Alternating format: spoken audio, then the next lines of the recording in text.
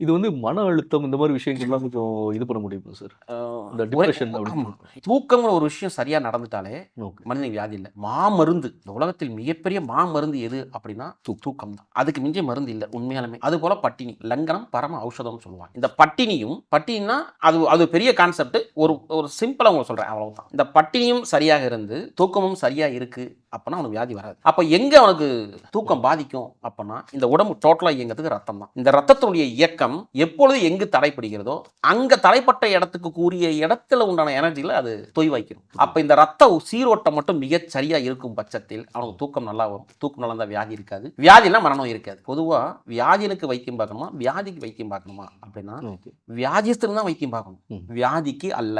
அப்ப அங்க என்ன வேலை செய்யுதுன்னா, மனம் தான் வேலை செய்யும். அப்ப அந்த மனம் சரியாகணும் அப்படின்னா, உடல் இயக்கம் சரியா இருக்கணும். இந்த நம்ம எண்ணெயை கொண்டு இந்த உடல் முழுக்க செய்யும் பொழுது, ம். உடம்பில் உள்ள எல்லா ரத்தங்களும் எங்கெல்லாம் அடைப்பு இருக்கோ, ஓட முடியாத இடத்துல, பாய முடியாத இடத்துல, எங்கெங்கெல்லாம் தடைபட்டுருக்குதோ அத்தனையும் சரி பண்ணும்.